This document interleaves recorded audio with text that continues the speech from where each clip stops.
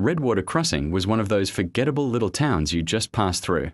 A single main road, a gas station with boarded-up windows, and a river that moved so slowly it seemed lost in thought. Locals would tell you the water was deep, but no one had ever actually measured it. They didn't fish in it. They didn't swim. And after the sun went down, they didn't even look at it. It was an unwritten rule, one that everyone in town just knew. When the river goes quiet, get inside. On July 14, 2003, the quiet came early. At exactly 8:46 p.m, every sound near the river simply stopped.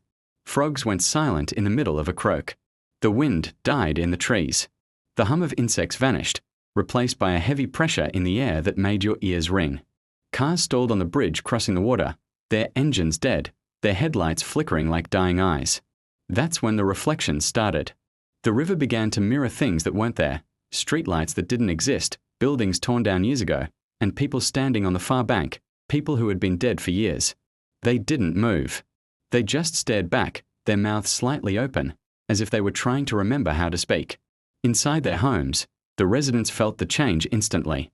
Walls creaked inward. Floors grew damp under their feet. From every sink, bathtub, and toilet came the gentle sound of sloshing water, even though all the pipes were dry.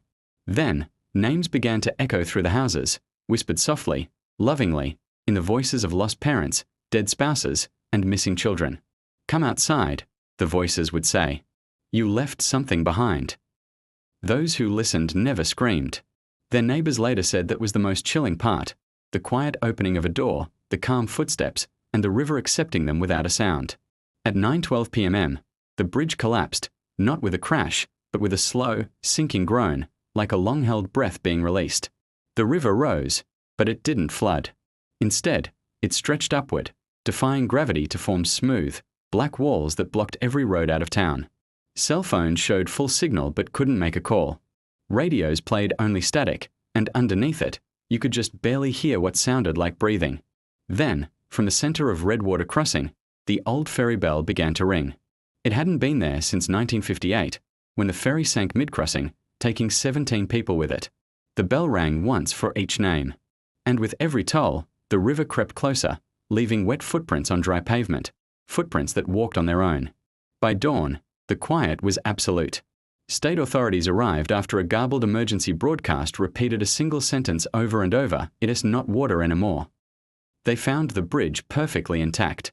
The town was still standing. Every single house was empty. There were no signs of a struggle. No bodies. No damage at all.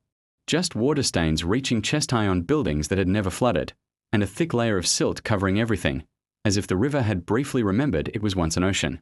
Redwater Crossing was declared abandoned within weeks, but travelers still report strange things when they cross that bridge at night. Sometimes the river reflects headlights that aren't there. Ferry bells ring from no source. And if your car stalls and the world goes quiet, you might just hear your own voice calling from the water below, calm, patient, and absolutely certain that you'll come home. Because the river doesn't drown people. It keeps them. And it never, ever forgets a name.